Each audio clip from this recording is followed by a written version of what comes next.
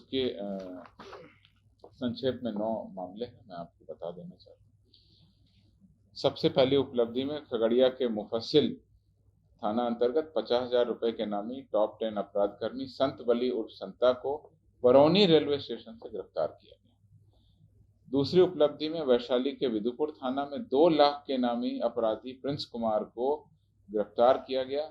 यह उत्तराखंड देहरादून कांड 25 अक्टूबर 2023 जो एक डकैती का कांड था, उसमें ये फरारी था। ये उत्तराखंड में इसने घटना की थी और इसको विदुपुर थाना क्षेत्र में गिरफ्तार किया गया। तीसरी मुख्य उपलब्धि में सारण गड़खा थाना अंतर्गत बिहार एसटीएफ के द्वारा 25,000 रुपए के नामी कुख्यात अपराधकर्मी राजेश कुमार सिंह को उसके अपराधकर्मी उपेंद्र महतो के साथ गिरफ्तार किया गया।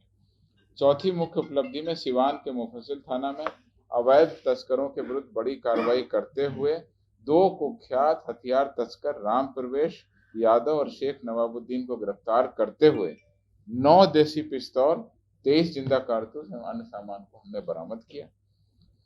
पटना के पत्रकार नगर में साइबर गिरोह का पर्दाफाश करते हुए सोनू कुमार को गिरफ्तार किया गया और उसके पास से 9,40,000 रुपए कैश, 80 एटीएम की जमा स्लिप, अन्य फोटोग्राफ, मोबाइल इत्यादि बरामद किए गए। इस पे हम लोग अभी आगे भी और अनुसंधान कर रहे हैं। बेगूसराय के बलिया थाना अंतर्गत एसटीएफ बेगूसराय की संयुक्त कार्रवाई में अपराध की योजना बनाते समय 4 अपराध कर्मियों को गिरफ्तार कर लिया गया। इनके पास से 2 देशी कट्टा, 28 जिंदा कारतूस, बोलेरो, अन्य सामान बरामद किया गया। 7वीं मुख्य उपलब्धि में मधेपुरा के पुरानी थाना अंतर्गत जिले के टॉप 10 वांछित अपराधकर्मी अमित कुमार को अवैध आग्नेयास्त्र और स्मैक के साथ गिरफ्तार किया गया। इसके विरुद्ध में कुल 21 कांड दर्ज हैं। 8वीं मुख्य उपलब्धि में मुजफ्फरपुर के अय्यापुर थाना में जो अभी फाइनेंस कर्मी से हुई थी 38 लाख रुपए की लूट, उसका सफल उद्भेदन कर दिया गया। जैसी कि ये घटना गंभीर थी, 38 लाख रुपए की लूट की हुई थी, तत्काल एक विशेष टीम का गठन किया गया। और सबसे बड़ी बात यह है कि इस पूरी घटना में यह पाया गया कि उस फाइनेंस कर्मी के जो लोग हैं वही इस घटना के मास्टरमाइंड थे और उनके द्वारा ही पूरी घटना का ताना बाना रचा गया और पूरी षड्यंत्र पूर्वक तरीके से योजना बनाई गई और उनके द्वारा अपराध कर्मियों का सहयोग लेकर के ही ये पूरी घटना की गई। इसमें हमने उनके जो ब्रांच क्रेडिट मैनेजर थे किशन गुप्ता और जो यूनिट मैनेजर थे इरफान अली, उन दोनों को भी गिरफ्तार किया और इस 38 लाख रुपए की राशि में से 30,23,270 रुपए हमने बरामद भी कर लिए। इसके अलावा लूट में प्रयुक्त एक मोटरसाइकिल, लूटा गया मोबाइल और घटना में जो चाकू था प्रयोग में लाया गया उसको भी हमने बरामद किया। तो किस प्रकार से घटना घटित हुई, किस प्रकार से एक सनसनीखेज 38 लाख रुपए की लूट हो गई, लेकिन हमने उसका उद्भेदन कर लिया और जिन पर उन पैसे की रखवाली का दायित्व था वही अल्टीमेटली इसके साजिशकर्ता निकले, उनको भी हमने गिरफ्तार किया। तो मैं इस घटना और इसके उद्भेदन के माध्यम से ये भी अनुरोध करना चाहूँगा कि कोई भी घटना होती, बिहार पुलिस लगातार उसकी तह में जाकर के उसका उद्भेदन करती है। अतः धैर्य बनाए रखें और बिहार पुलिस पर भरोसा रखें। जैसा कि पूरी साल भर की हमारी कार्रवाई से भी स्पष्ट हो रहा है कि लगातार हम लोग कांडों का उद्भेदन भी करते हैं और अपराध कर्मियों की गिरफ्तारी भी करते हैं। वैसे तो लगातार निरोधात्मक कार्रवाई के तहत अपराध की योजना बनाते समय ही हम इनको गिरफ्तार कर रहे हैं। मिनीगन फैक्ट्री का भी उद्भेदन कर रहे हैं और कुल मिलाकर के अपराध कर्मियों पर सम्यक कार्रवाई इस पूरे वर्ष में बिहार पुलिस ने की। वो ये था कि अनुदान की राशि को भी हमने दुगना कर दिया। जैसा कि आप लोगों को हमने बताया था, 21 फरवरी 2023 को बिहार पुलिस केंद्रीय प्रशासकीय समिति की बैठक हुई और इसमें तीनों जो हमारे कोष हैं यानी शिक्षा कोष, पुलिस सहायता कोष और कल्याण कोष और पुलिस परोपकारी कोष, इनके अंतर्गत जो अनुदान की राशि थी वो हमने दुगनी कर दी। तो इस वजह से भी राशि डबल इस बार डिस्ट्रीब्यूट हुई। आपको हम बता देते हैं कि इस संबंध में जो निर्णय लिया गया था उसके उपरांत में जो हमारा फॉलोअप निर्देश निकला उसमें 24 फरवरी 2023 से पुलिस पदाधिकारी कर्मियों के बच्चे और बच्चियां जो शिक्षा के लिए जाते हैं और उच्च शिक्षा ग्रहण करना चाहते हैं उनके लिए हम लोगों ने अनुदान राशि बढ़ा दी। यथा आपको बताना चाह रहे हैं, स्नातक का पाठ्यक्रम अगर कोई आश्रित करते हैं पुलिसकर्मियों के बेटे या बेटी, तो पहले 3600 रुपये मिलता था, बढ़ा के हमने 7200 रुपये कर दिया। MBA के लिए 20,000 से बढ़ा के 40,000 रुपये, BTech के लिए भी 20,000 से बढ़ा के 40,000 रुपये, IIT के लिए भी 24,000 से बढ़ा के 48,000 कर दिया गया। इस प्रकार से सभी 28 पाठ्यक्रम जो कि बिहार पुलिस शिक्षा कोष में मिलते थे, सभी के लिए राशि बढ़ा के हमने दुगनी कर दी, और ये निर्णय हमने फरवरी में ही ले लिया था।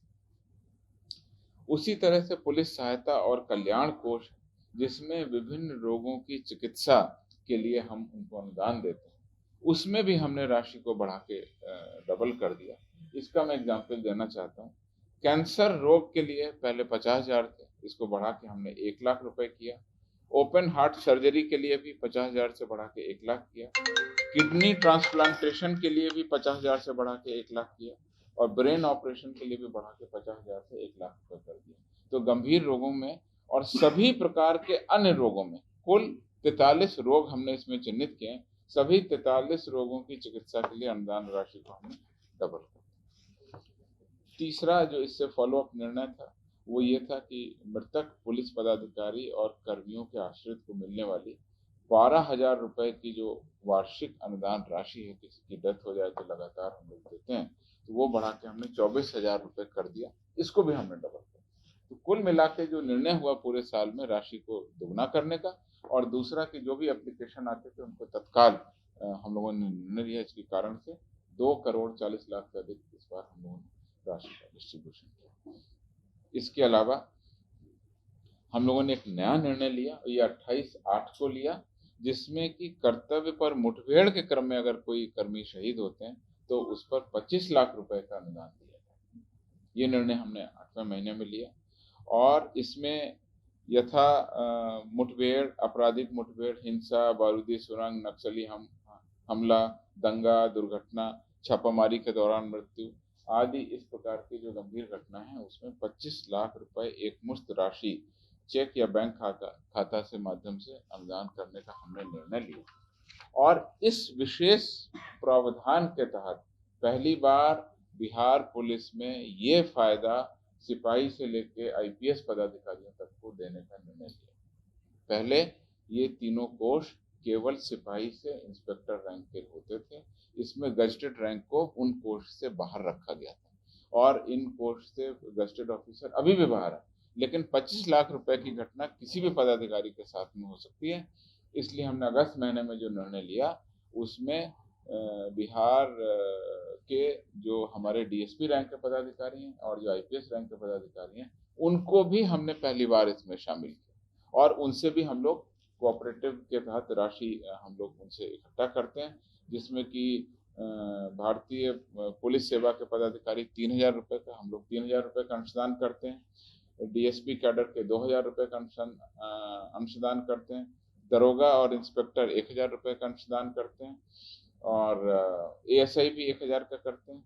सिपाही, हवलदार, लिपिक ये 400 रुपये का अनुदान आंशिक वार्षिक अंशदान इसमें देते हैं। तो इस प्रकार से ये बहुत बड़ा निर्णय हुआ, और इस निर्णय का जो है असर हमारे जो 3 घटनाएं हुई उसमें हुआ।